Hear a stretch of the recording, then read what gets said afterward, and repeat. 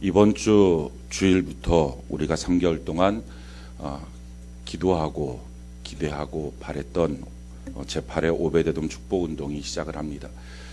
이 오베데돔 축복운동에 대한 성경적인 역사적인 근거에 대한 말씀은 이번 돌아오는 주일날에 말씀을 선포하겠습니다. 그 내용 전체를 요약한다면 오베데돔 축복운동은 예배 회복운동입니다. 우리의 예배가 회복되는 은혜가 있기를 바랍니다. 오베데돔 축복운동을 향해서 우리가 주일 오전 예배, 또 주일 오후셀 예배, 수요 축복 예배, 금요 성령 예배 이렇게 다 드리고 또 매일 성경 통독 큐티를 우리가 잘 하는 이 일들을 빠짐없이 하는 일에 우리가 성공하자, 이 마음을 갖는 것이 참 귀하고 복된 일입니다. 그러나 여기에 머물지 말고 우리가 한 단계를 더 나가야 됩니다. 그것은 예배의 기쁨이 무엇인지를 저는 여러분들이 이번 기회에 한번 누렸으면 좋겠습니다. 이 땅의 최초의 예배자라고 말한다면 그가 바로 최초의 인류인 아담일 것입니다. 아담 이후의 모든 인류와 우리를 포함한 모든 사람과 완전히 질적으로 다릅니다. 그 아담은 하나님과 함께 에덴 동산의 삶을 경험한 사람입니다.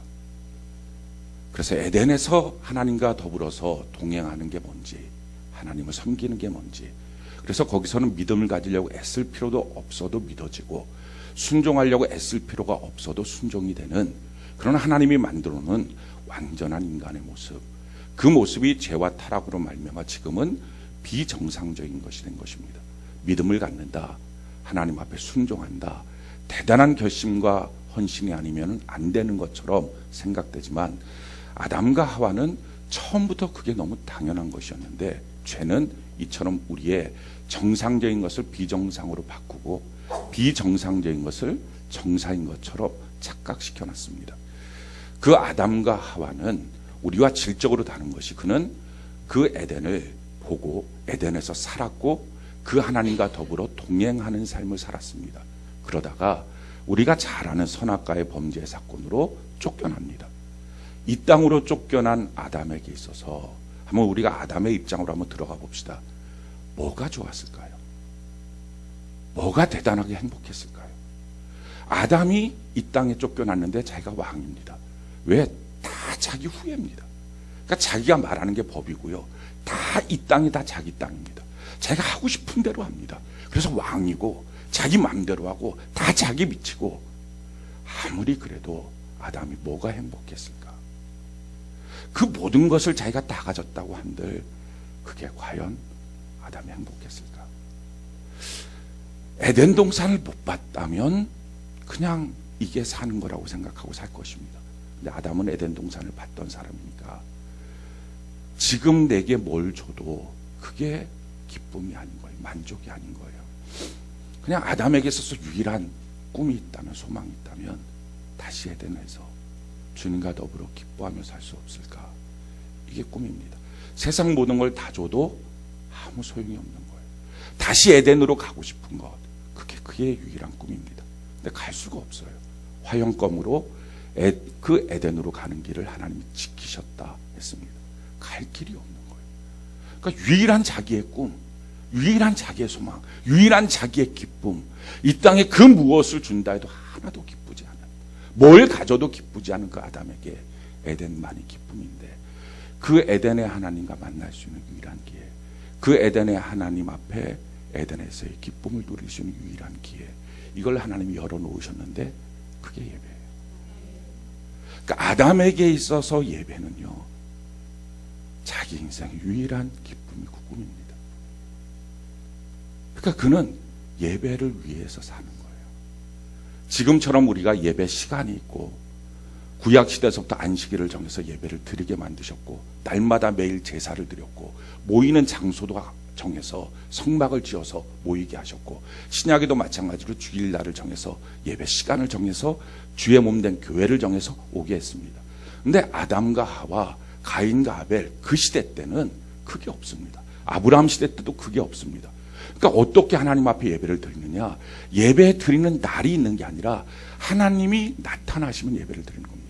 그래서 창세기 13장에 보면 여호와 하나님께서 세겜 땅에 나타나시니까 거기서 제단을 쌓습니다. 그러니까 이게 언제 하나님이 나타나실지, 언제 하나님이 부르실지 그걸 모르는 겁니다. 그런데 아담의 마음속에 유일한 꿈이 있다면 하나님의 부르심, 와라 아담아 너 보고 싶다. 그러니까 그 음성만 듣기를 사모하는 것입니다. 그래서 하나님이 부르시면 만사 제쳐놓고 하나님께 갑니다. 그게 자기의 기쁨이에요. 그게 자기의 소망이에요. 그것 말고는 기쁨이 없어요. 그래서 그는 930년을 에덴에서 쫓겨나서 이 땅에 살았는데, 사는 동안에 날마다의 삶의 이유가 예배를 위해서 사는 것입니다. 오늘 부르실까? 오늘 부르시면 나는 합당하게 하나님 앞에 갈 수 있을까? 혹시 하나님이 나를 무엇인가 더럽고 추하다고 하진 않으실까? 그렇게 자기 삶을 돌아보면서 하루하루 가는 거예요. 그러다 하나님이 부르시고 그 예배를 통해서 에덴에서 누렸던 그 하나님과의 만남을 누리고 그 에덴의 기쁨을 다시 잠깐 누리고, 그리고 예배가 끝나면 돌아왔을 때 그 기쁨이 자기로 하여금 살게 하는 거예요. 그래서 예배로 인하여 사는 거예요. 이 땅에 있는 그 어떤 것들도 기쁨이 아닌데 주님과의 만났던 그 추억, 그 시간이 다시 너무 기쁜 거예요. 그래서 예배로 인하여 사는 것입니다. 아담에게 있어서 예배는요, 땅에서 드리지만 하늘에 닿는 유일한 길이에요. 그 예배는 아담이 알고 있어요. 그냥 갈 수 있는 게 아니라 어린 양을 죽여서 자기에게 가죽옷을 입혀줬던 그 사건 가운데 어린 양의 피로 열려져 있다는 것을 그는 압니다. 하나님의 부르심 앞에 내가 함부로 갈 수 없고, 하나님의 부르심 앞에 내가 그 부르심 앞에 만사를 제쳐놓고 가야 된다는 것, 이거를 아담은 아는 거예요. 그 예배는 아담에게 있어서 자기가 땅에서 누릴 수 없는 새로운 살 길이에요. 여러분, 지금 이 말씀들이 다 뭡니까? 신약에서 예배를 설명하고 있는 내용이에요.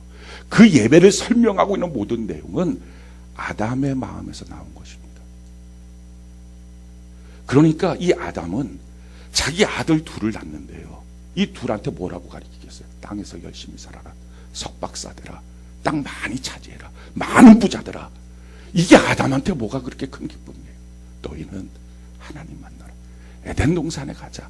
그때가 너무 좋았다. 그러니까 아담에게 있어서 날마다 자녀에게 말할 수 있는 레파토리는 에덴 동산에서의 하나님과의 삶입니다.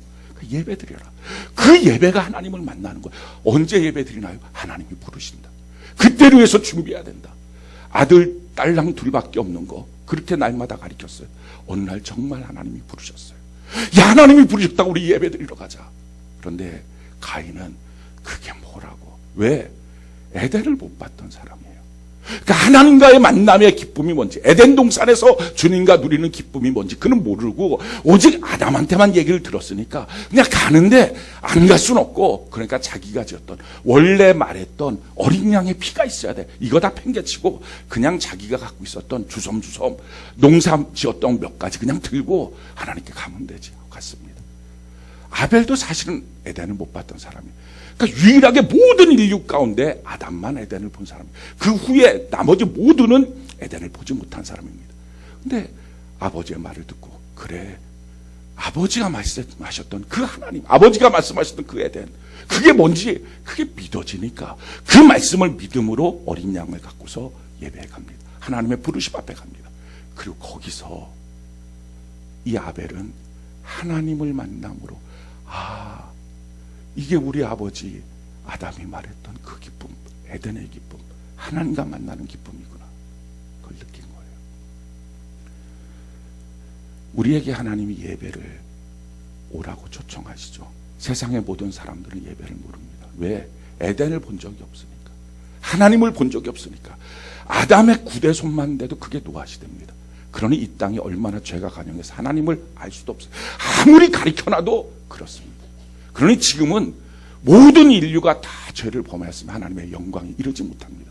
그러니까 누구도 예배도 모르고요, 예배의 기쁨도 모르고, 예배가 뭔지도 모르고 아무리 해도 소용없습니다. 그런데 예수 믿는다는 것이 뭐냐? 예수님의 영이 우리 안에 들어오신 것입니다.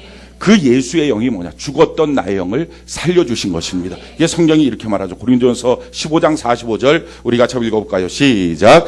기록된 바 첫사람 아담은 생명이 되었다 함과 같이 마지막 아담은 살려주는 영이 되었다. 첫사람 아담은 생명, 살아있는 영이었다. 그래서 하나님과 영적인 교제를 하고 있었던 사람이었다. 그 유일한 사람인데 그 아담 이후에 가인과 아벨, 그 아들 전체가 저와 여러분들 포함한 모든 인류는 에덴도 모르고 하나님도 모르고 다 죽어버린 아담으로 말미암아 죄의 혈통을 이어받은 존재들인데, 그럼에도 불구하고 큰 은혜가 뭐냐? 예수의 영이 우리 안에 들어오셔서, 마지막 아담인 예수의 영이 우리 안에 들어오셔서, 그 예수의 영이 뭐라고요? 살려주는 영이시다. 죽었던 내 영을 살려주셨다. 그래서 예배 드려야 됩니다. 예배의 기쁨이 뭔지를 알아야 됩니다. 이 말이 들려진 거예요. 그래서 하나님께 예배 드려 나오는 거예요. 만사를 제쳐놓고 예배 드려 나오는 거예요. 할렐루야. 이렇게 예배를 드리는 사람, 그 사람 누구라고요? 이게 성도라는 거예요. 성도는 교회에 적을 둔 사람이 아니고, 성도는 나 그냥 예수 믿습니다 관념적으로 말하는 사람이 아니라 이처럼 예배를 알고 예배를 드리는 사람이에요. 이게 성경이 말합니다. 시편 50편 5절 우리 같이 한번 읽어볼까요? 시작. 이르시되 나의 성도들을 내 앞에 모으라. 그들은 제사로 나와 언약한 이들이라 하시도록. 나의 성도들을 내 앞에 모으라. 그들은 나와 제사로 예배로 드리겠다고 언약한 사람이 나의 성도다라는 말씀입니다. 자, 그렇지만 그 부르신 가운데 나갔지만, 가인도 아벨도 나갔지만, 가인은 하나님을 만남의 기쁨, 에덴 동산의 기쁨, 말로만 들었던, 아담으로부터 들었던 그 기쁨, 뭔지 몰랐던 거예요. 아벨만 한 거예요. 사랑하는 성도 여러분, 지금 여러분들이 예배를 드리겠다고 성령의 감동을 받아서 주 앞에 나왔습니다. 만사를 제쳐놓고 나왔고, 피곤한 몸도 제쳐놓고 나왔습니다. 그것이 어쩌면 5년 됐고 10년 됐고 20년 된 사람도 있을 것입니다. 그런데 만약에 그렇게 나온 예배마다 하나님을 만나는 그 기쁨이 뭔지 모르고, 예배의 감격이 뭔지 모르고, 에덴에서 사는 삶이 뭔지 몰라서, 야, 정말 나는 예배로 산다, 예배로 인하여 살고 예배를 위하여 산다, 그것이 자기의 진실한 경험이 아니라면 아직까지 가인이라는 거예요. 이번 오베데돔 축복운동은 예배를 다 성공했습니다. 그래서 개근했습니다. 너무 귀한 일이지만 거기에 멈추지 말고요, 전 여러분들이 한 걸음 더 나가서 예배의 기쁨을 누리시길 바랍니다. 아벨이 만났던 하나님, 야, 이것이 바로 우리 아버지 아담이 말했던 하나님이구나. 이것이 바로 성경이 말했던 바로 이 하나님이시구나. 예배 가운데 이 하나님을 만날 수 있구나. 하나님이 날 불러주시는구나. 그렇게 예배를 만난 사람이 예배에 미쳐버리지 않겠습니까? 예배에 자기의 전 생애를 드리지 않겠습니까? 예배로 무엇을 타협하겠습니까? 그러니 이미 예배를 타협하고 있다는 것은 못 만난 거예요. 가기는 갔지만 모르는 거예요. 사랑하는 성도 여러분, 예배는요, 이 땅의 수많은 사람들 중에 구원받은 백성들에게만 주신 하나님의 특권입니다. 수많은 사람들 중에 가인과 아벨에게만 주신 하나님의 부르심이에요. 아무나 하나님께 가는 게 아니에요. 하나님이 불러야 가는 거예요. 아멘이십니까? 하나님이 우리를 불러주신 거예요. 이것만 해도 대단한 특권입니다. 그러나 이 놀라운 특권을 받았다 할지라도 예배의 기쁨과 감격을 모르고 산다면 그건 가장 큰 비극입니다. 오늘날 성도들 가운데 예배는 드리는데 예배의 기쁨이 없는 거예요. 이게 예배구나, 이렇게 해서 예배 드리라는 거구나. 잠깐의 감정적인 위로가 아니라 이 땅의 것이 정말 소망이 없구나, 하나님만이 소망이구나, 이거를 누릴 수 있는 예배의 감격. 저는 이번에 이 예배의 감격을 위해서 오베데돔 축복운동을 놓고 기도하고 있어요. 우리 모든 성도들이 아벨이 드렸던 그 예배, 아담이 사모했던 그 예배, 우리도 드리게 하여 주옵소서. 그게 성도예요. 그게 예배자예요. 우리 그런 예배 드리는 은혜가 있기를 바랍니다. 오늘 그 마음을 결심하고요, 결심한 것뿐만 아니라 한 걸음 더 나가서 우리의 발이 그 예배의 장소에 서 있어야 합니다. 성경에 보면 참 어처구니 없기도 하고 가슴 아프기도 한 사건이 하나 있어요.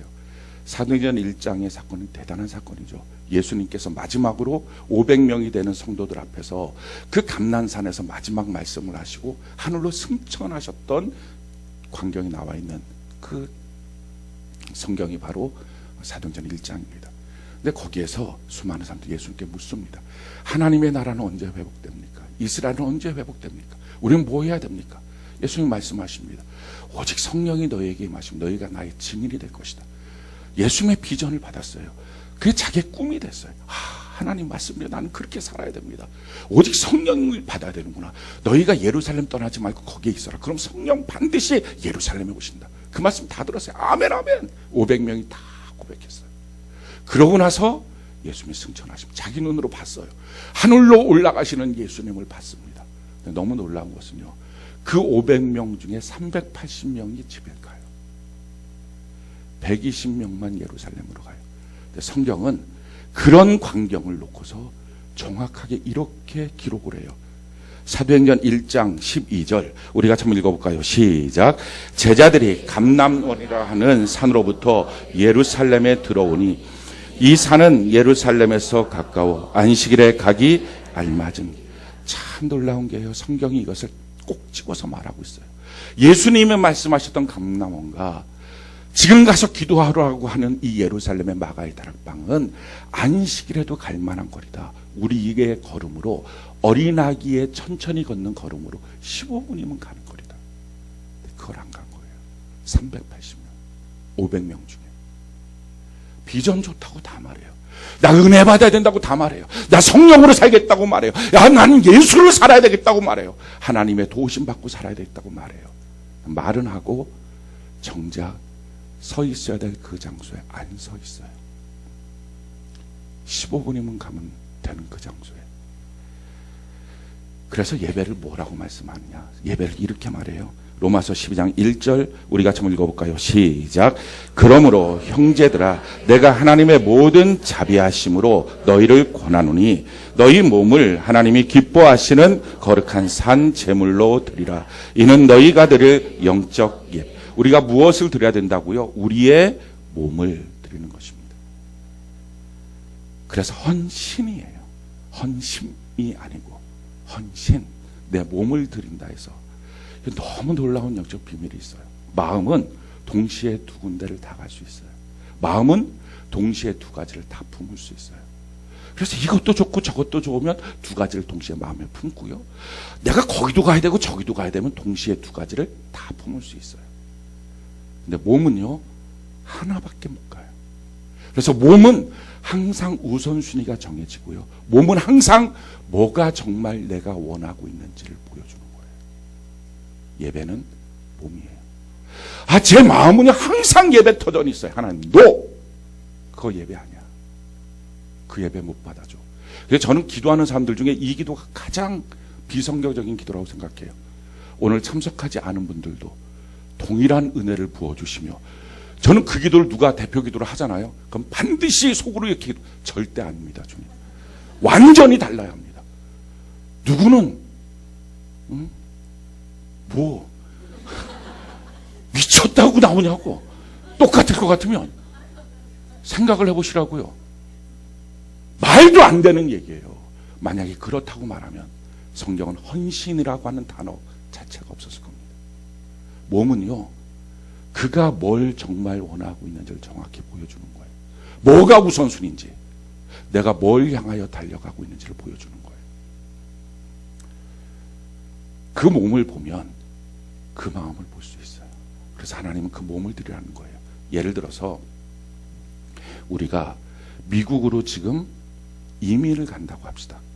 이제 이민 가는 날을 받았고 비행기 표를 받았어요. 이민을 간다. 그 사람이 학원을 간다. 그럼 무슨 학원 가겠어요? 한국어 학원? 어떻게 하든지 내가 이 한국어를 잊어버리지는 않을 것이다. 한자라도 나는 더 외우다. 이런 사람 하나도 없어요. 영어학원 다니겠죠. 땅을 막 사놓을까요?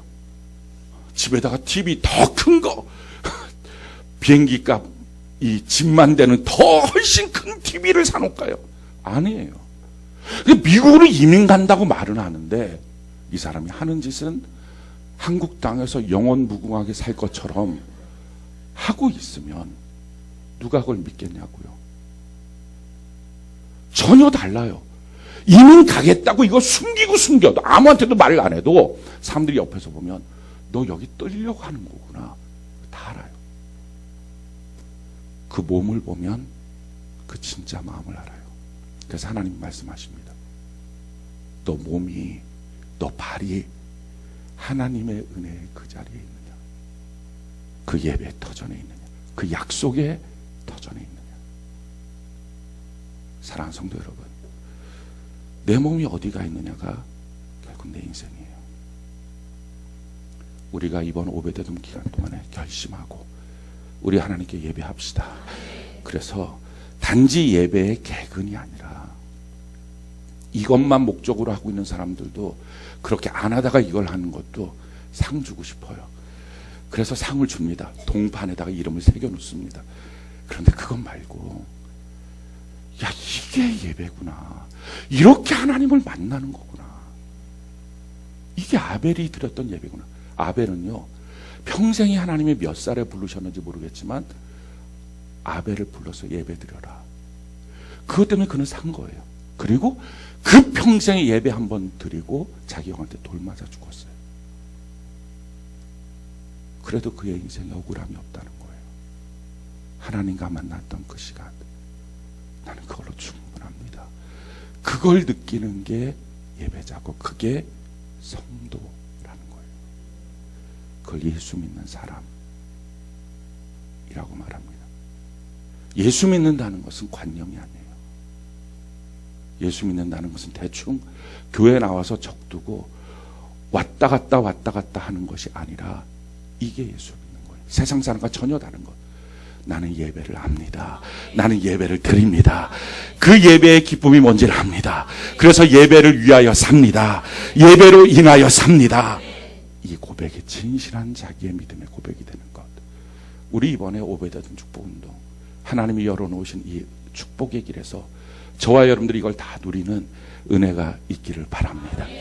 오늘 말씀 요한계시록 5장 1절은 이렇게 시작을 합니다. 우리 1절 말씀 같이 한번 읽어볼까요? 한 목소리 시작. 내가 봄에 보좌에 앉으신 이의 오른손에 두루마리가 있으니 안팎으로 썼고 7인으로 봉하였더라. 내가 봄에 라고 말합니다. 이 본다는 것처럼 중요한 게 없어요. 내가 보는 걸로 내가 삽니다. 그래서 맹모 삼천지교라고 뭘 보고 있느냐가 그의 마음에 들어와서 그대로 산다는 거예요. 잠언 4장에 보면 무엇보다 지킬 게 마음인데 그러기 위해서는 너 눈을 똑바로 봐야 된다. 바로 봐야 된다. 이 본다는 것이 너무 중요해요. 그런데 본다는 게 이처럼 굉장히 중요한데 이 보는 것, 내가 무엇을 보느냐의 내용보다 100배나 더 중요한 게 있어요. 그것은 내가 무엇으로 보느냐 하는 거예요. 성경이 우리에게 이렇게 말합니다. 고린도전서 2장 9절로 10절 우리 같이 한번 읽어볼까요? 시작. 기록된 바 하나님이 자기를 사랑하는 자들을 위하여 예비하신 모든 것은 눈으로 보지 못하고 귀로 듣지 못하고 사람의 마음으로 생각하지도 못하였다 함과 같으니라. 오직 하나님이 성령으로 이것을 우리에게 보이셨으니 성령은 모든 것 곧 하나님의 깊은 것까지도 통달하시느니라. 아멘. 우리가 얼마나 하나님이 예비하신 것을 내 삶에 누리기 위해서, 하나님이 주시는 축복을 누리기 위해서, 하나님의 약속을 받기 위해서 애를 씁니까? 그래서 열심히 그것을 찾아봅니다. 그런데 성경 말합니다. 그 모든 것은 하나님이 사랑하는 자들 위하여 예비하신 모든 것은 눈으로 보지 못하고 귀로 듣지 못하고 사람의 마음으로도 생각할 수 없다라는 것입니다. 오직 이것은 성령으로 우리에게 보여주신다. 그러니까 내가 무엇을 보고 있느냐? 하나님, 내가 하나님의 비전을 봅니다. 하나님의 축복을 봅니다. 하나님의 약속을 봅니다. 내가 오늘도 성경을 봅니다. 내가 오늘도 하나님의 말씀을 귀 기울여 봅니다. 이것보다 훨씬 더 중요한 것, 성령으로 보지 못하면 안 들리고 안 보인다는 거예요. 그래서 내가 무엇으로 보느냐, 이게 중요해요.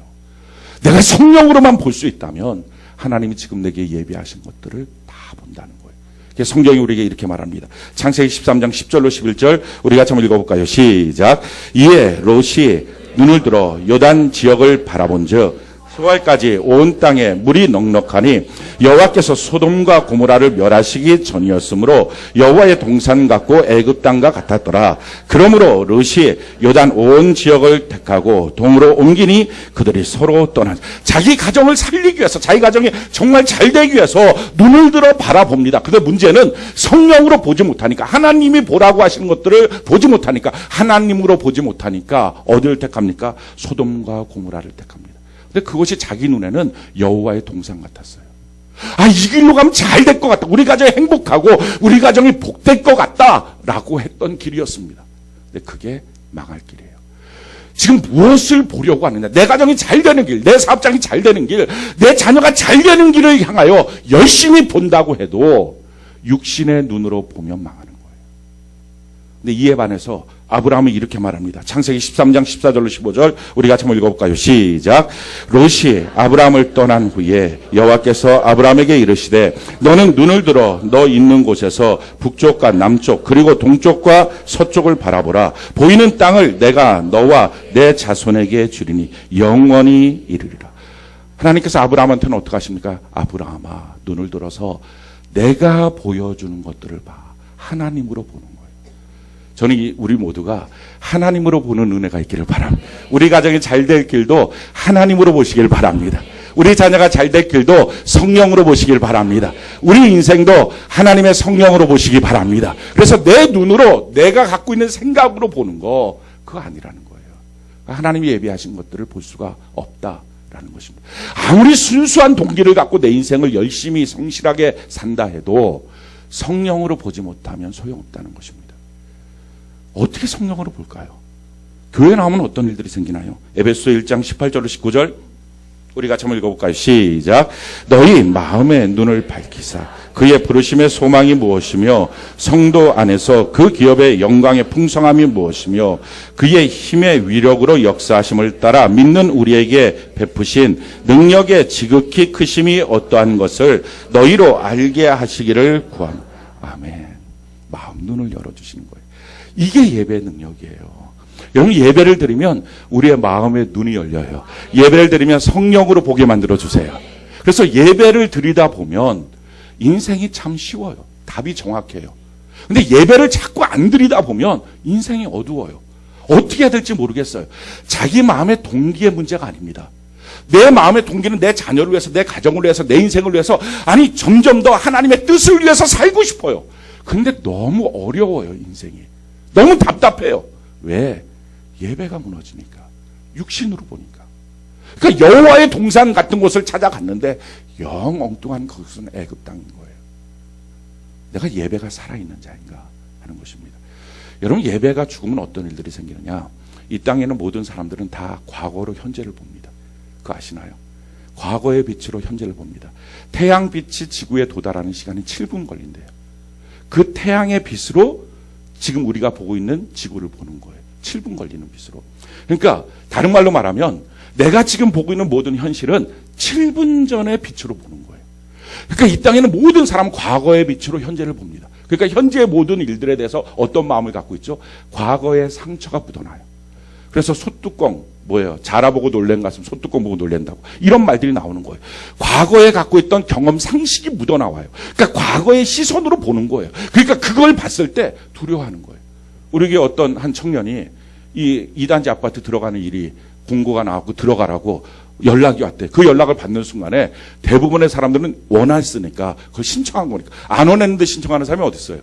그러니까 원했으니까 신청했잖아요. 신청하면 다 기뻐요. 됐다고. 이게 보통 1년, 2년, 3년 걸리기도 하는데 와 됐다 감사하다. 이 마음이 첫 번째 마음이거든요. 근데 그 자매는 두려웠대요. 겁이 났대요. 왜 두렵고 겁이 났느냐? 지금 우리 집은 어떻게 이게 지금 이 월세 살고 있는 것은 어떻게 이제 보증금은 내가 도로 찾을까? 어떻게 그 집을 들어갈 수 있는, 이 집이 안 빠지면 돈이 없는데 그 집은 또 어떻게 들어가나? 이런 모든 생각에 다 날릴 것 같은 두려움이 생겼대요. 결국 제가 그랬어요. 에휴, 두려워하지 말고 내 말을 들어야 돼. 두려워하지 말고 주인한테 전화해. 우리 이제 들어가야 돼. 그 전화를 꼭 해야 돼. 이거 하라 그랬어요. 이 간단한 거. 그러니까 이게 뭐죠? 왜 두려움이 생겼을까요? 과거에도 계속 어떤 일이 생기면 안 좋았으니까. 지금 과거의 빛으로 현재를 보는 거예요. 근데 하나님의 말씀은요, 말씀을 뭐라 그래요? 성경이라 그래요. 이거 신약 구약이라 그래요. 신약이 뭡니까? 최근의 약속. 구약이 뭐예요? 오래된 약속. 약속은 뭐예요? 다 미래에 있는 거예요. 약속한 날 과거의 약속이 어디 있어요? 내가 이렇게 약속해. 그건 다 미래에 주시는 거예요. 그러니까 하나님의 말씀으로 본다는 것은 미래의 시각에서 지금 나를 보는 거예요. 아멘이십니까? 그러니까 그 말씀의 시각으로 보면 우리 안에 비전이 생기는 거예요. 성경이 우리에게 이렇게 말합니다. 예레미야 29장 11절 우리가 한번 읽어볼까요? 시작.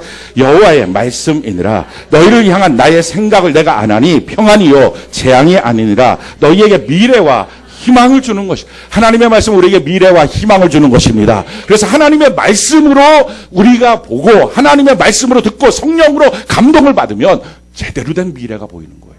근데 이 예배가 무너지면, 말씀을 들을 수 있는 예배, 성령의 감동받을 수 있는 예배, 하나님의 영광을 볼 수 있는 예배가 무너지고 나면 안 보이는 거예요. 그러니 내게 있어서 생기는 모든 일들이 두려움이고 걱정이고 근심이고 염려예요. 내가 뭘로 보고 있느냐, 내가 지금 무엇을 보고 있느냐도 너무 중요하죠. 내가 앞으로 어떻게 살아갈까도 중요하지만 더 중요한 것은 무엇으로 보고 있느냐, 내가 예배로 보고 있느냐. 참 중요한 거예요. 내가 예배로 지금 보고 있냐. 그게 문제는 예배 냉 안 드리다가 한번 딱 드리면 갑자기 눈이 탁 열리면서 미래를 향한 하나님의 뜻이 보이고 이러면 얼마나 좋겠어요. 근데 그게 잘 안 되는 거예요. 그래서 예배 가운데 연습과 훈련이 필요해요. 만약에 그게 된다 그러면 예배 실패자가 왜 생기겠어요? 오늘 지금 이 시간도 마찬가지입니다. 이게 예배를 계속 드리면서요, 자꾸 눈이 뜨이는 훈련을 해야 됩니다. 몽골 사람들, 이게 눈이 6이라 그래요. 6.0. 평균 시력들이. 좀 깜짝 놀랐어요. 혹시 독수리의 시력을 압니까? 독수리 시력이 5예요. 5.0. 이게 사람이 독수리보다 더 멀리 보는 거예요. 야, 세상에 몽골 사람들이 보통 사람들이 아니에요. 이게 왜 그러냐면은 원래부터 그런 게 아니라 이걸 개발을 했다는 거예요. 그 사람들은 자기 양이 들판 지평선에는 먼 끝에 양이 있으니까 이게 내 양이냐 남의 양이냐 이걸 구분해야 되잖아. 그러니까 그걸 계속 보는 훈련한 거예요. 그래서 내 양이 저기 있구나. 남의 양이 지금은 공격하려고 하는, 이걸 멀리서 계속 보는 훈련을 하다 보니까 6.0이 평균 시력이라는 거예요. 근데 요즘에 우리나라에 그 후천적 사시들이 많이 생겼대요. 왜냐하면 이 핸드폰을 어두운 불 꺼놓고 밤에 침대에서 누워서 이걸 보다가 이렇게 보다가 보면 목이 아프니까 누워서 이렇게 보다가 졸음이 오니까 핸드폰 얼굴에다 맞고 깜짝 놀라서 깨서 또 한번 보고 이걸 하다 보니까 가까운 데서 강력한 빛을 보잖아요. 그러니까 이게 영적 사시가 되는 거예요. 이게 사시가 되는 거예요. 그래서 요즘에 사시가 많대요. 초점이 안 맞아지는 거예요. 영적인 부분도 똑같아요. 멀리 보는 훈련들을 하면 멀리 봅니다. 근데 이것을 맨 문제만 가까이서 보는 걸 하면 영적 사시가 돼요. 하나님의 도심을 못 얻어요. 지금도 마찬가지입니다. 똑같은 예배를 드려도 예배를 통하여 미래의 빛으로 우리의 삶을 볼 수 있는 눈이 있는 사람이 있어요. 그건 연습이 되는 거예요. 저절로 되진 않아요. 그 연습이 되려면 어떻게 해야 됩니까? 사람은 영과 혼과 육으로 구성되어 있어요. 그러니까 육의 영향도 받고 혼의 영향, 내 마음과 생각의 영향도 받아요. 그리고 영의 영향도 받습니다. 그러니까 지금 여러분들이 예배를 나올 때 세 가지 영향을 받고 예배에 나온 거예요. 그러니까 어떤 사람은 육적으로 오늘 컨디션이 안 좋은데, 오늘 좀 뭔가 아픈데, 이렇게 육적인 영향을 지금 받고 있는 사람도 있고요.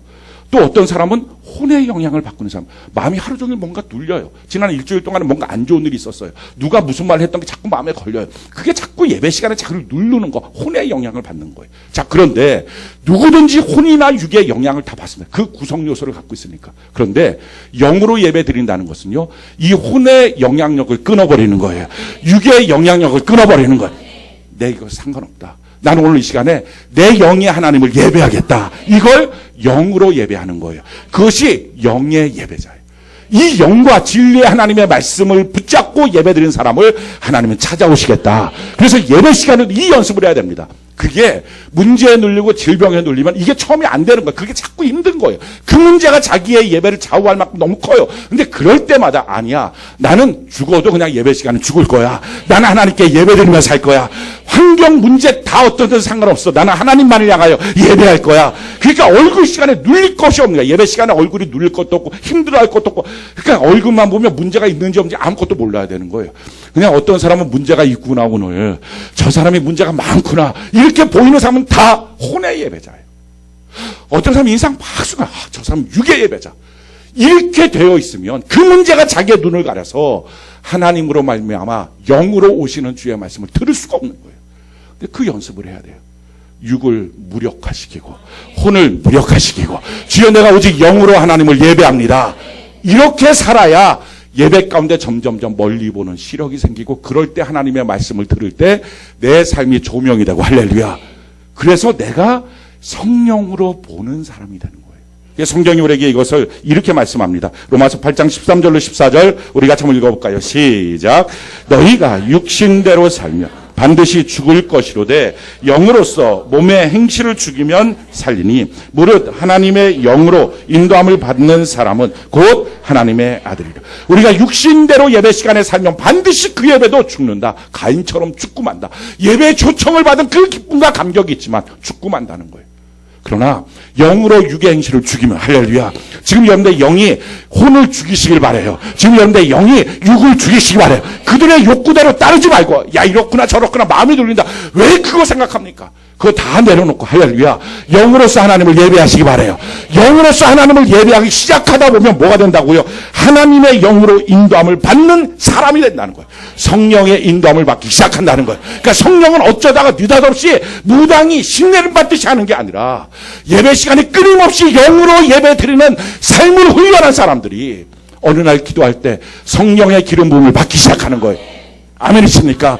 그러니까 성령은 얼뛰기로 받는 게 아닙니다. 얼뛰기로 받고 나니까 느낌, 기분, 감정, 그러니까 혼으로 받고 나니까 그 성령이 자기의 평생의 삶을 주장을 못하는 거예요. 성령을 받았다, 방언을 받았다 하는데 여전히 자기의 혼이, 여전히 자기의 육이 자기를 지배하고 마는 거예요. 영의 훈련을 하는 사람, 오늘 예배 가운데 그 은혜가 있는 복이 있기를 바랍니다. 자, 영으로서 하나님을 예배하는 이 훈련을 지금 4장에서 요한계시록 4장에서 요한은 하늘의 예배를 경험해서 그걸 봅니다. 그러나서 5장에 가서 그 예배를 본 사람이 눈이 열려서 하나님이 예배하신 것을 보기 시작해요. 두 가지가 보입니다. 한 가지가 예수님, 다른 한 가지가 자기 자신이에요. 여러분 예배의 성공자라는 것은 이 둘이 보이는 거예요. 물론 예배로 성령을 충만하게 받지 않아도 이 둘이 보입니다. 하나님이 보이고요. 그리고 자기 자신이 보여요. 근데 여러분들은 하나님을 어떻게 봅니까? 어떤 사람은 자기 하나님을 자기를 자꾸 훈련하는 사람, 단련하는 사람. 그 하나님이 자꾸 자기를 향해서 혹독하게 구는 거예요. 그리고 어떻게든지 막 채찍을 들고 서 있는 그 하나님이 막 그래갖고 막 틈만 나면 두들겨 팰 것 같고 그러다가 어쩌다 못하면 막 심판하시고 막 이런 하나님 벌벌 떨고 두려워 떨고 이런 하나님이십니까? 어떤 분들은 담임 목사님이 이런 사람이라고 저를 향하여 함부로 저도 모르면서 그런 말을 하는 이상한 셀장님들이 있어요. 누구라고 꼭 말은 안 하지만 고개를 들어요. 그리고 날 봐요. 성은 이시요 이름은 지연이인 그분이 채찍을 들고 서 있는 목사님 혹독하게 막 쥐어짜는 세상에 여러분들도 혹시 그렇게 보고 계십니까? 많은 사람들이 하나님에 대한 시각이 뭐예요? 육으로 보니까 하나님은 자꾸 나한테 뭐라고 요구하시고 날 힘들게 하고 나를 막 쥐어짜고 제대로 못 따라가면 하나님은 날 두들겨 패고 그래서 어느 때는 하나님 앞에 맞았다. 교회 나서 맨날 듣는 소리 저 사람 하나님 앞에 맞았나 봐.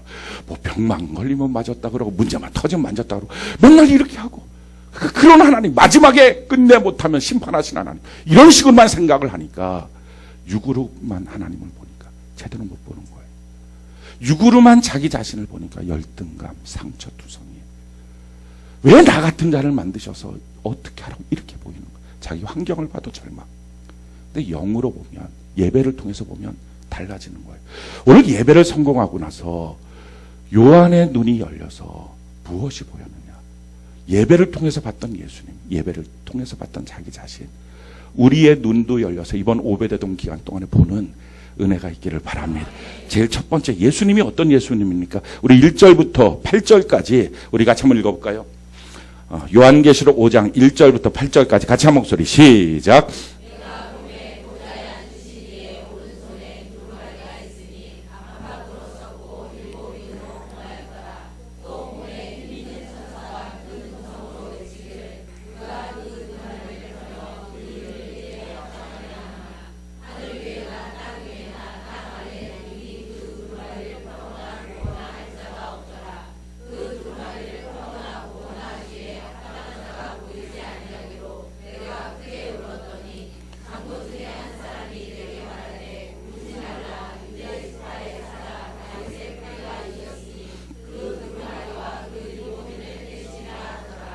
내가 또 보니 보좌와 내 생물과 장로들 사이에 한 어린 양이 서 있는데 일찍이 죽임을 당한 것 같더라. 그에게 7 뿔과 7 눈이 있으니 이 눈들은 온 땅에 보내심을 받은 하나님의 7 영이더라. 그 어린 양이 나와서 보좌에 앉으신 이의 오른손에서 두루마리를 취하시니라. 그 두루마리를 취하심에 내 생물과 24 장로들이 그 어린 양 앞에 엎드려 각각 검은 고와 향이 가득한 금 대접을 가졌으니 이 향은 성도들의 기도드리라. 아멘.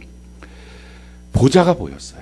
근데 그 보좌에 앉으신 이의 손에 7인이 되어 있는 마지막 우주 역사, 모든 인류의 구원과 심판의 역사의 책이 있는 거예요. 그걸 이제 진행하고 뛰어나가면서 그 역사가 진행해야 됩니다. 그런데 누구도 그 역사를 진행하도록 그 책을 펼쳐서 볼 만한 합당한 자가 없다는 거예요. 그래서 요한이 울기 시작합니다. 이 성도들은 어떡하라고요? 이 교회들은 어떡하라고요? 지금 로마의 제국 앞에서 그렇게 눈물을 흘리고 괴로워하는 그들의 운명이 아무도 역사를 진행하지 못한 이것이 지속됩니까? 어떻게 하면 좋습니까? 울었어요. 그랬더니 한 장로가 와서 울지 말라. 유다의 지파 중에 한 사람이 이것을 띠기에 합당하다. 그가 바로 일찍 죽임을 당하신 어린 양 예수였다라는 것입니다. 역사의 주관자 예수님을 그는 본 거예요.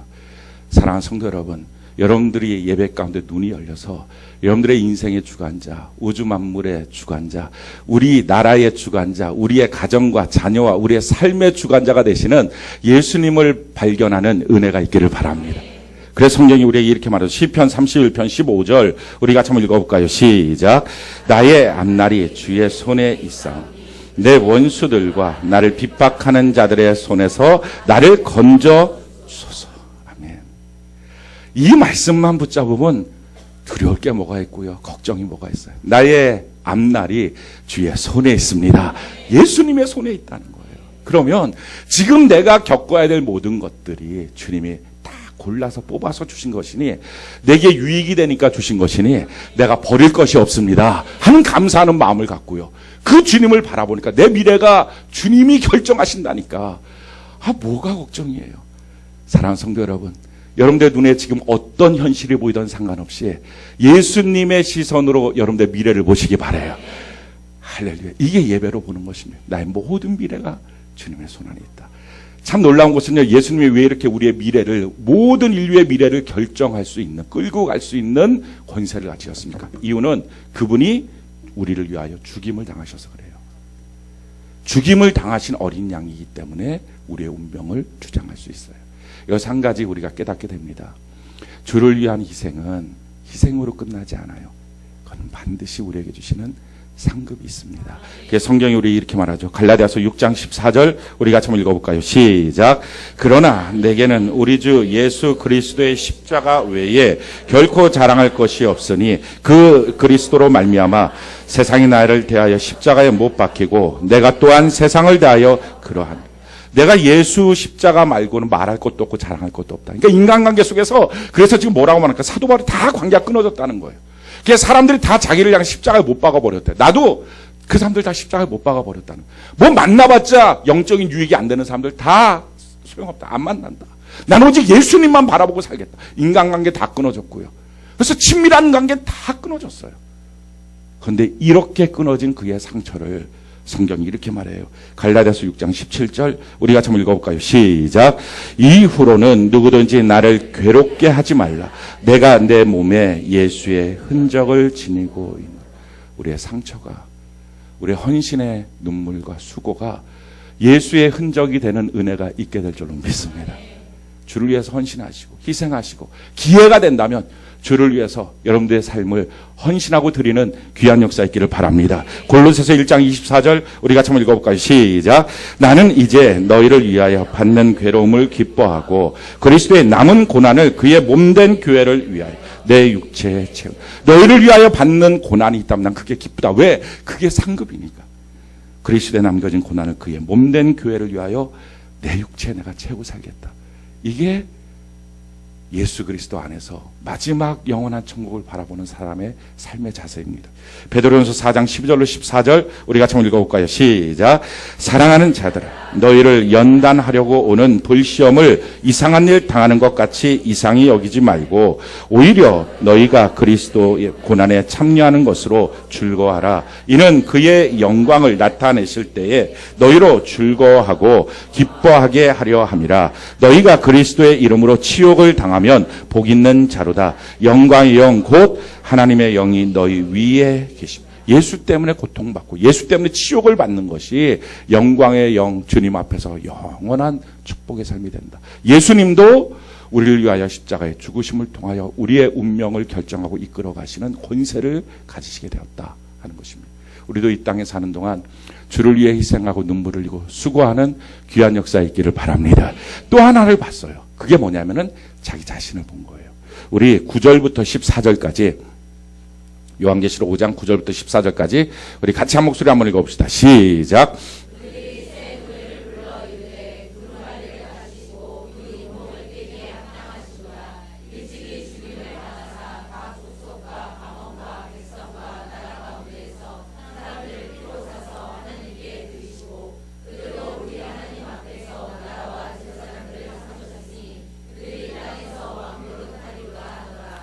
내가 또 보고 들음에 보좌와 생물들과 장로들을 둘러선 많은 천사의 음성이 있으니 그 수가 만만이요 천천이라. 큰 음성으로 이르되 죽임을 당하신 어린 양은 능력과 부와 지혜와 힘과 존귀와 영광과 찬송을 받으시기에 합당하도다 하더라. 내가 또 들으니 하늘 위에서와 땅 위에와 땅 아래와 바다 위에서의 또 그 가운데 모든 피조물이 이르되 보좌에 앉으신 이와 어린 양에게 찬송과 존귀와 영광과 권능을 세세토록 돌릴지어다 하니 내 생물이 이르되 아멘하고 장로들은 엎드려 경배하더라. 자, 하나님 아예 역사를 주관하는 그 책을 받으신 예수님 앞에 수많은 천군 천사와 장로들과 성도들이 하나님 앞에 경배하고 지금 예수님을 찬양하는 모습이 나옵니다.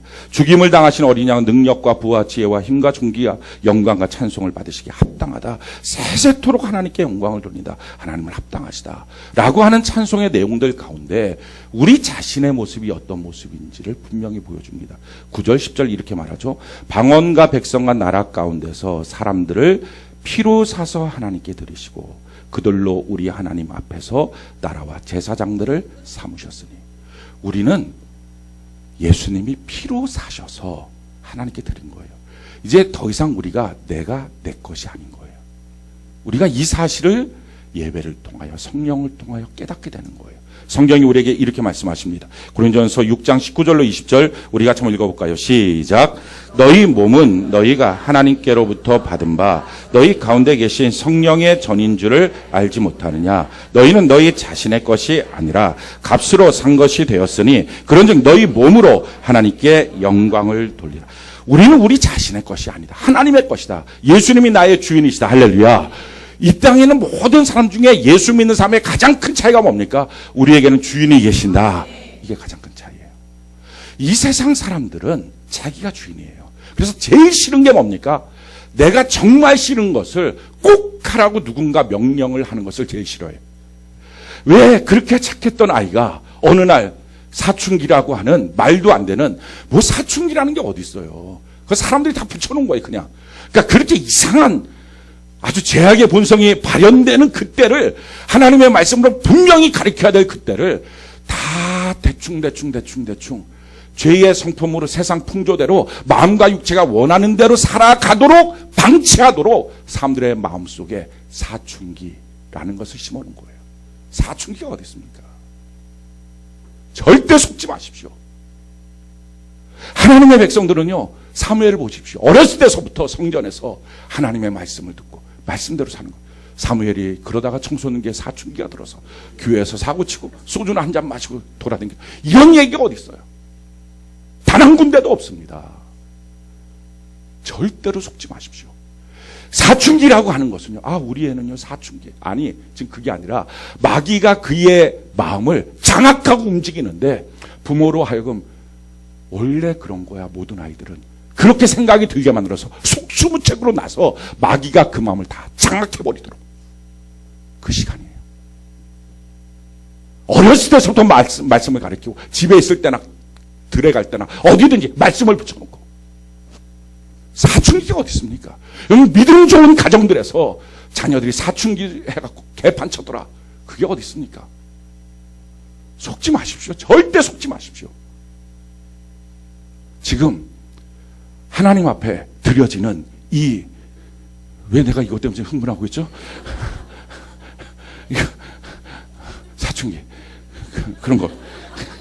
내가 지금 왜 이것 때문에 갑자기 흥분하고 화를 내는 거예요 지금? 굉장히 화가 나네 갑자기. 화를 낼 게 아닌데. 사랑하는 성도 여러분, 우리 인생을 살아갈 때 사람들은 제일 싫어하는 게 자기가 싫은 일을 누구가 자기 보고 하라고 하는 거예요. 그러니까 어렸을 때 좀 지가 힘이 없다고 생각했다가 좀 크니까 덩치가 엄마하고 비슷해지니까 그 말을 듣는 게 싫은 거예요. 그 사람, 죄악의 본성, 나. 근데 이런 사람들이 자기가 좋아하는 거라면요, 피곤치도 않고 곤기지도 않아요. 이 아이들이 게임을 한다고 만약에 한다면 몇 박 며칠을 그냥 이 아이들 눈이 빨개 갖고 그냥 게임을 해갖고 12, 13살 되는 애들이 50견에 걸리고 이게 그냥 한두 끝도 없는 거예요. 지 좋은 건 다 해. 마음속에 있는 게 뭐예요? 나밖에 없어요. 그러니까 내가 원하는 대로. 왜 성공하고 싶어요? 성공하면 내가 원하는 대로 살 수 있을 것 같으니까. 왜 돈 벌고 싶어요? 돈 벌면 내가 원하는 대로 쓰고 싶을 수 있으니까. 다 마음속에 자기 자신, 나밖에 없는 거예요. 내가 하고 싶은 대로. 근데 이렇게 내가 하고 싶은 대로 이렇게 사는 것이 다 뭐예요? 이게 아담 이후로부터 내려왔던 죄의 본성입니다. 그러니까 이런 죄의 본성을 갖고 있는 인간에게 있어서 가장 하기 싫은 게 뭐예요? 하나님 앞에 예배하는 거예요. 그러니까 예배드리러 가자가 너무 싫은 거예요. 예배드리러 가면 내 자아를 내려놓고 나는 죽고 오직 예수님만이 나의 사시길 원합니다. 예수님이 나의 주인이십니다. 예수님만이 나의 영광을 받으십니다. 나의 통치자는 예수님입니다. 이걸 자기가 전심으로 드려야 되는데 이게 얼마나 싫으냐고요. 이게 얼마나 자기의 생각과 반대가 되냐고요. 그러니까 어쩌다가 교회 나오는 사람도 전체적인 수에서 적지만 어쩌다가 교회를 나와도 교회 나와서는 자기가 판단하고 싶은 거예요. 자기 마음대로 하고 싶은 거예요. 성경을 보면 부담스럽고 싫습니다. 하나님이 그냥 좀 가만히 계시면 좋은데 하나님은 안 가만히 계세요. 그냥 계속 뭐라고 말씀하시는 거예요. 그 말씀도 내용을 가만히 보면 내가 하기 싫은 것, 정말 하기 싫은 거 꼭 하라고 써있고 내가 하고 싶은 건 절대로 하지 말라고 써있고 이러니까 이게 하나님의 말씀이 진리의 말씀이라는 걸 다 아는데 너무 부담스러운 거예요. 말씀 앞에 그냥 쓰는 것 자체가 부담인 거예요. 성경 읽으라고 하는 것이 부담이고. 왜? 내 마음대로 못 살게 하니까. 아담과 하와가 이 죄를 범한 거예요. 하나님 말씀하셨어요. 동산나무 다 실가 먹어도 된다. 근데 이거 먹지 마. 그게 뭐라고요? 그게 선악과. 성경이 우리에게 이렇게 말하죠. 창세기 2장 17절 우리 같이 한번 읽어볼까요? 시작. 선악을 알게 하는 나무의 열매는 먹지 말라. 내가 먹는 날은 반드시 죽으리라. 이 말이 뭔지 몰랐어요. 아담과 하와는. 너 죽는다. 왜? 죽음을 한 번도 그는 생각도 안 해보고 경험도 안 해봤어요. 하나님이 창조하셨을 때 죽음이라는 것 자체가 없어요. 죄의 결과가 죽음이니까 죄를 짓기 전이니까 죽음이 뭔지 감도 안 와요. 모르겠어요. 그러니까 하나님께서 야 이거 먹지 마. 선악을 분별하는 것은 하나님만이 해야 돼. 너가 분별하는 게 아니야. 너가 주인 되면 안 돼. 너 절대로 이거 먹지 마. 이거 먹으면 정령 죽어. 근데 그 말의 뜻이 뭔지 몰랐어요. 그 죽음의 고통이 뭔지 몰랐어요. 그러니까 마귀가 와서 야 하나님처럼 너 돼봐라. 쉽게 먹었어요. 그리고 쫓겨났어요. 자기가 주인 됐을 때의 고통이 뭔지를 알기 시작했어요. 땅에 살면서. 그러다 아들 둘을 낳았어요. 예배를 가르쳤어요. 다시 에덴으로 돌아가야 돼. 그게 유일한 기쁨이야. 내 아들 둘 중에서 그렇게 말 듣고 왔지만 하나는 무시하고 그 하나님을 못 만나요. 예배의 기쁨이 뭔지를 몰라요. 하나는 예배의 기쁨을 알았어요. 주님을 만났어요. 근데 문제는 그렇게 했던 그 가인이 자기 동생을 어느 날 돌로 쳐서 죽입니다.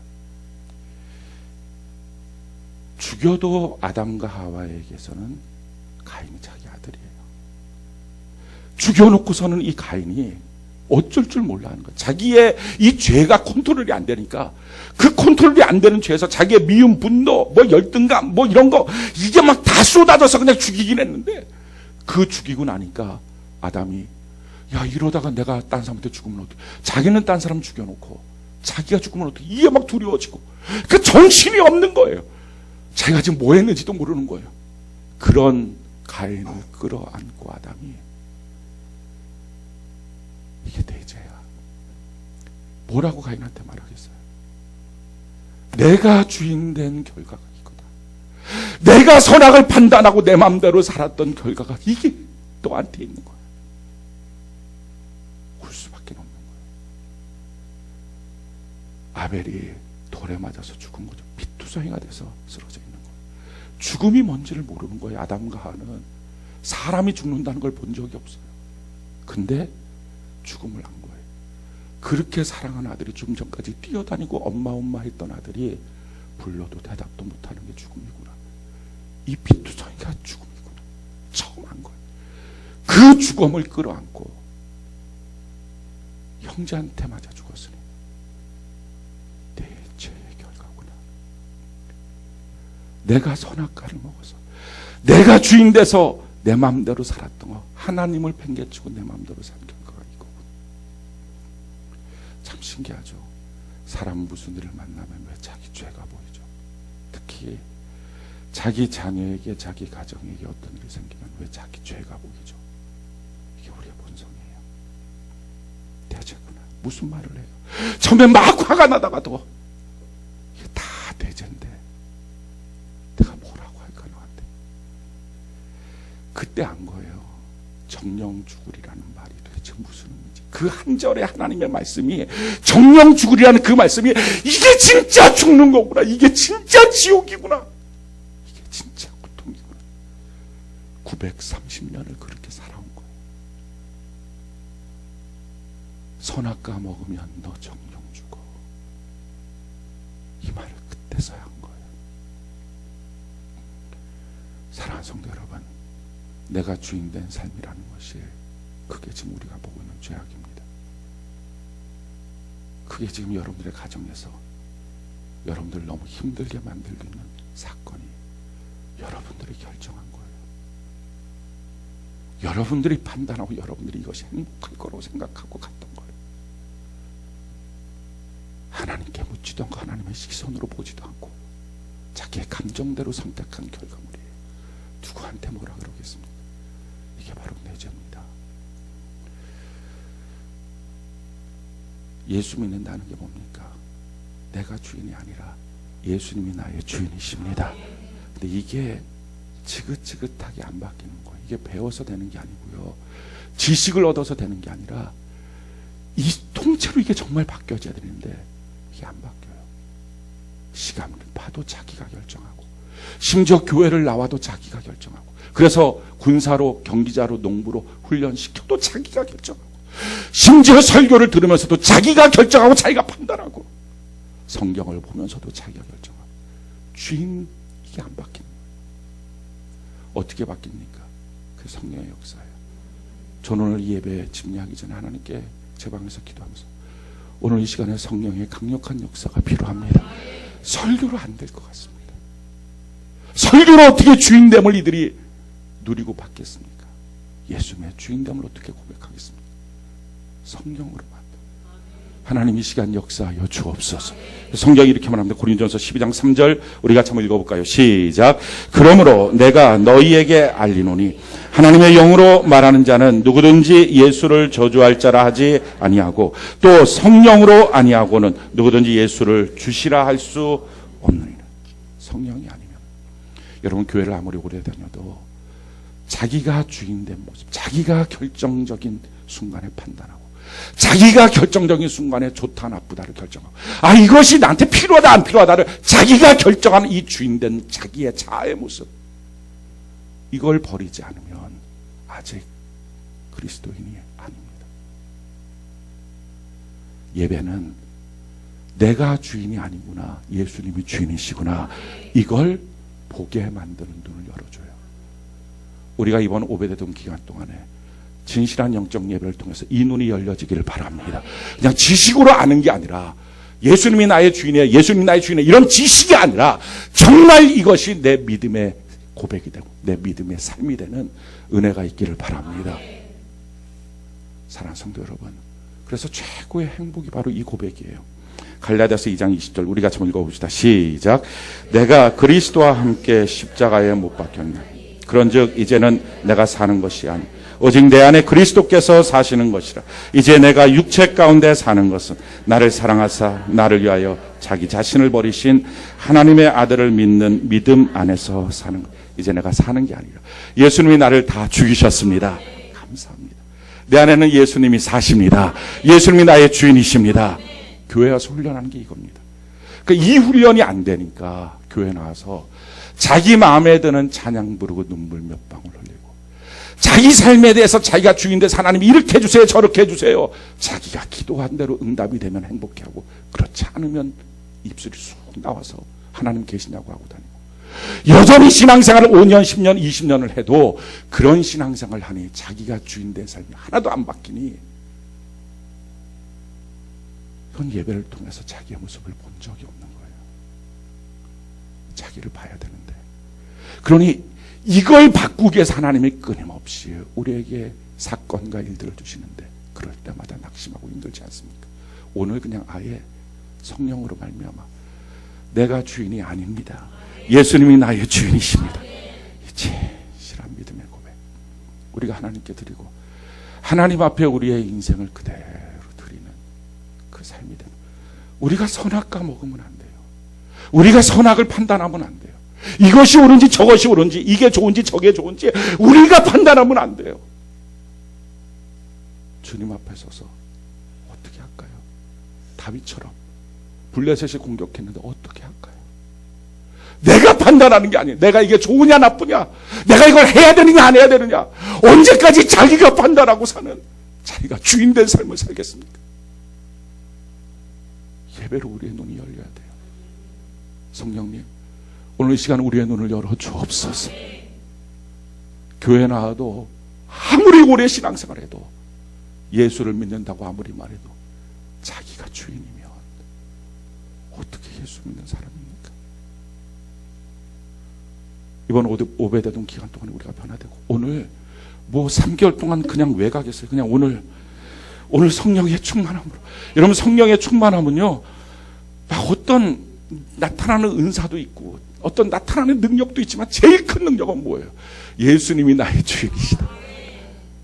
진실한 고백.